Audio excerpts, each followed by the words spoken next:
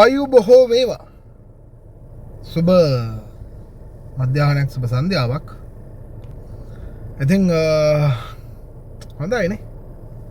විදේශ රැකියාවල නියුතු ශ්‍රී ලාංකික විගමනික ශ්‍රමිකයන්ට විගමනික ශර්මික මේ මොකද ට හොඳ අවස්ථාවක්.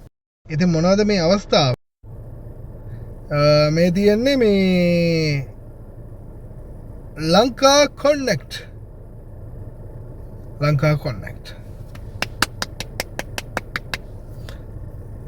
ඩෙවලොප් වෙනවානේ. ලෝකය වෙනස්වෙන්න අපේ සියලු දේම වෙනස් වෙනවා. ගොඩාක් සතුටුයි.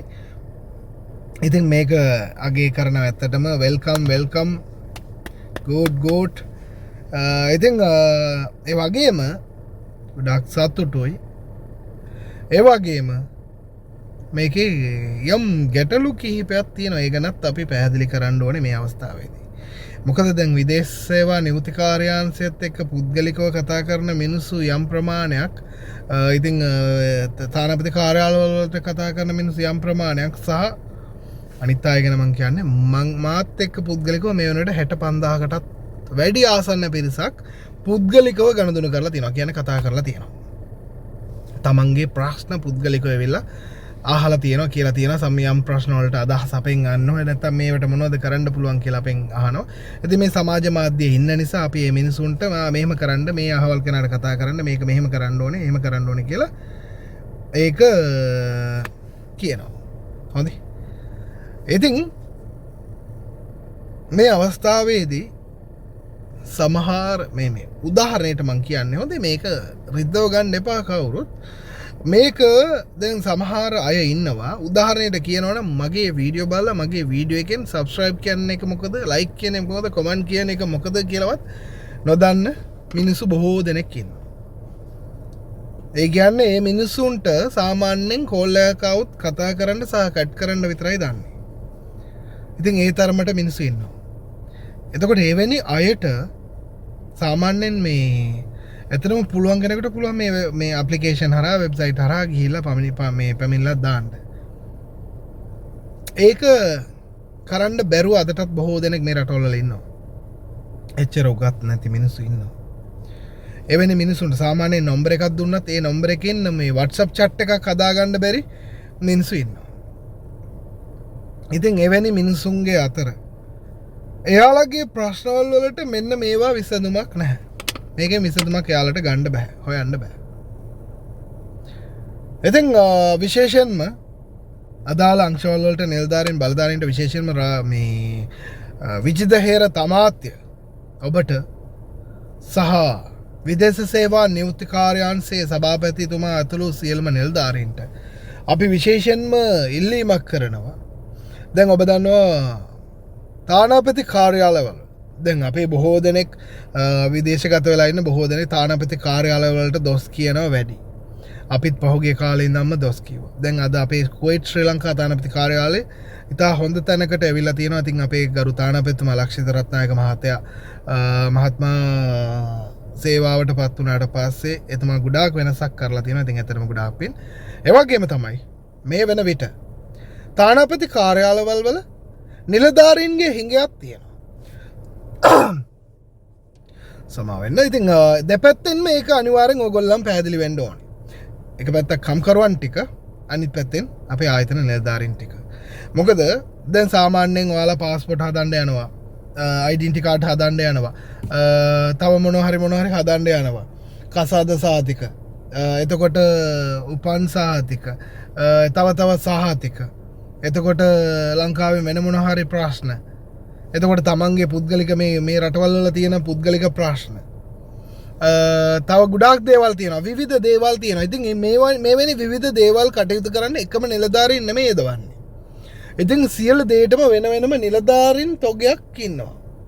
කීප දෙනෙක් නිලධාරීන් ඉන්නවා. ඉතින් එහෙම නිලධාරීන් පත් කරලත් තියෙනවා.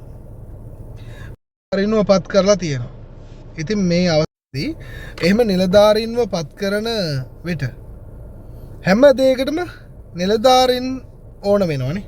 නිලධාරීන් අවශ්‍ය. ඉතින් මේ වෙලාවේ හුඟක් තානාපති කාර්යාලවල සාමාන්‍යයෙන් කිව්වොත් දැන් මේ ශ්‍රී ලංකා තානාපති කාර්යාලය කුවයිට් සෞදි ඩුබායි ඒ වගේම ඔමාන් ගොඩාක් තානාපති කාර්යාලවල නිලධාරීන්ගේ හිඟයක් අදටත් තියෙනවා. ගොඩාක් නිලධාරීන්ගේ හිඟයක් තියෙනවා. අදාළ බලධාරීන් නිලධාරීන් හරියට හිටියොත් තමයි අදාළ අවශ්‍ය ප්‍රශ්න වල ටික විසඳන්න පුළුවන්. කම්කරුවන්ට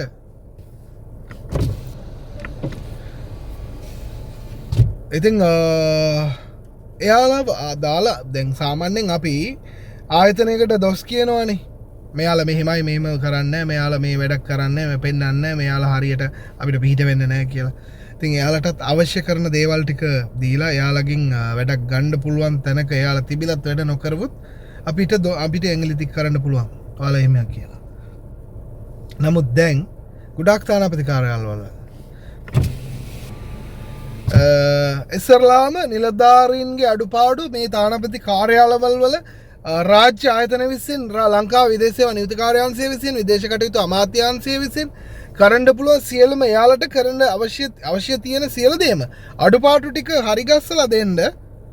ඊට පස්සේ ඒ නිලධාරීන්ගේ පැත්තෙන් යම් වැරද්දක් සිද්ධ වෙනවා නම් ඊට පස්සේ ඒකන ඔයාලත් සොයා බැලීමක් කරන්න පුළුවන්. ඒ වගේම අපිටත් කියන්න පුළුවන් යම් වැරදි තියෙනවා. නමුත් දැනට තානාපති කාර්යාලවල අඩුපාඩු තියෙනවා.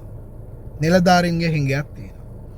ඒ ටික ඉක්මනින්ම ඉවර කරලා දෙන්න කියලා විශේෂයෙන්ම ඉල්ලා සිටිනවා. මොකද කොච්චර විදේශ සේවාවට පැමිණිලි දැම්මත් ඒක එහෙ ඉඳන් මෙහෙට එන්න පරක් වෙනවා. ප්‍රමාදයක් තියෙනවා.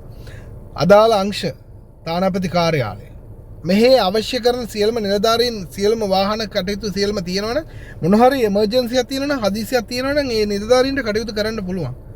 දැන් නිලධාරීන්ගේ හිඟයක් තියාගෙන මේ මෙතන රිසෙප්ෂන් එකේ ඉන්න කෙනා ගිහිල්ලා අරක බලන්නද මේක බලන්නද එළියට යන්නද ලේබර් ඩිපාර්ට්මන්ට් එකට යන්නද උසාවියට යන්නද?